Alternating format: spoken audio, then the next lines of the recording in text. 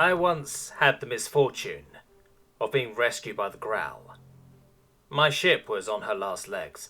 I bought her 30 cycles used, and the reactor made an awful din whenever we cranked it beyond idle. Still, we plied the gullet, bidding as low as any of the rest of the independent outfits who couldn't afford a big, new, fuel-hungry nebula like all the corporate lines could. My crew on their meager rations, I'd bid too low for this contract hauling volatiles, prayed to every star along the way that the reactor wouldn't melt down. On the far side of the system, the reactor went supercritical.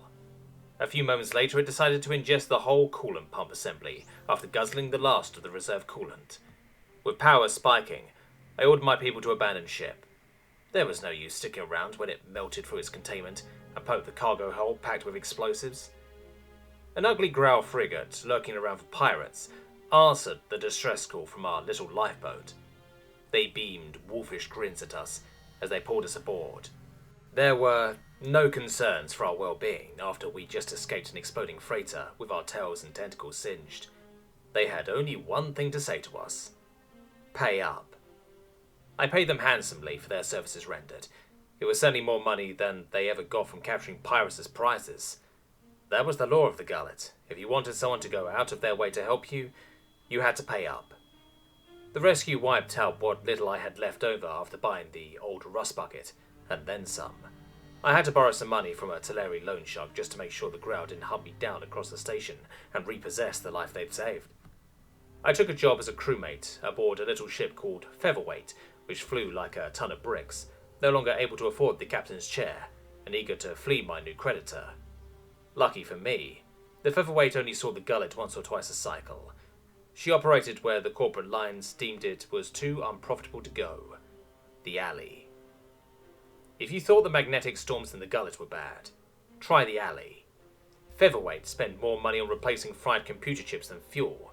She had money to burn bidding reasonable sums on contract, a consequence of her slim competition. Of course, competition was slim for a good reason. The alley of pulsars is where spacers go to die. We all knew one bad storm wouldn't just fry one of the 3 redundant computers. A real monster could shred the drive to bits without any warning. Even if by some miracle the ship stayed in one piece, no drive would mean no more FTL travel or communication. 100 years of radio waves from the nearest hint of civilization. The ship would drift along without hope. It would become its crew's tomb well before the rations ever ran out. That perfect storm hit us on my 4th run down the alley. The Featherweight only managed one garbled half of a distress call before it hit us. The fried computers went dead, and the reactor powered down automatically. The drive, of course, was ripped right off its mounting. As far as anyone on our side of the hatch could tell, it had broken open. We hoped the radiation leak on the other side was serious enough to kill everyone in that compartment quickly and painlessly. The ship drifted to a stop. By cobbling together what working circuits we still had, we got one of the computers running again. It told us we were still 10 light years away from the nearest gravity well. On our maneuvering engines, even if we had the fuel, it would take 20 years to reach whatever uninhabited planets awaited us there, if there were any at all. We only had 2 weeks of rations left to eat. As you can probably tell already, I had spent a lot of time contemplating how awful a death in the alley could be. I spent even more worrying about my creditor. With my pay from my first run on the Featherweight, I brought a las gun.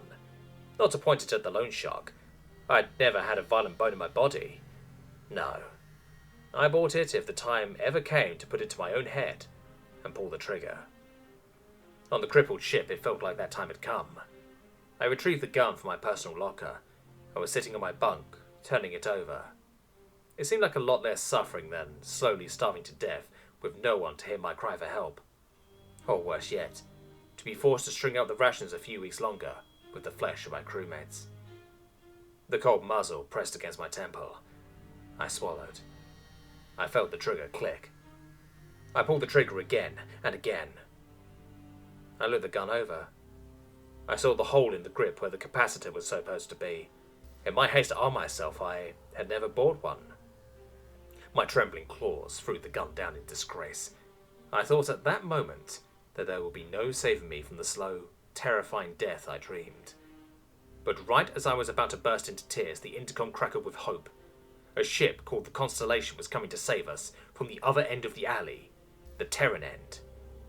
Constellation was barely larger than our own lifeboat, but it was much more zippy than the featherweight had ever claimed to be.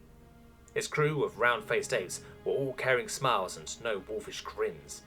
Their doctor made sure to check each of us over with a dosimeter and set us up with iodine to spare as the drive tunnelled for the nearest station. I had a long chat with the captain. Constellation was no freighter. She was a ship built for one purpose: life-saving. It made sense to me. If I was a bit greedier, I'd get into the life-saving business too. It made more money than shipping, that was for sure. But the human laughed at our captain when he tried to pay for the services they rendered. "This isn't a business transaction," he said. "It's our duty." Of course, we still rewarded them out of our own pockets at the station's bar. Free drinks were the least we could do for our gracious saviours. I stayed for a little while longer at that station before I found another freighter crew to join. One happy night at the bar was shattered by tragedy. Another massive storm had flared up in the alley, and a frantic voice notified us that Constellation and all her hands had been swallowed up by the void. I thought a lot about the good ship's fate ever since. Whether the storm tore the ship apart and the crew died quickly to radiation or exposure to the vacuum, whether she had gone as I'd feared I'd had, and her brave soul struggled on in starving bodies for a few weeks after the storm had passed. No matter how it happened, even when faced with the worst of fates, I like to think the human I met died satisfied.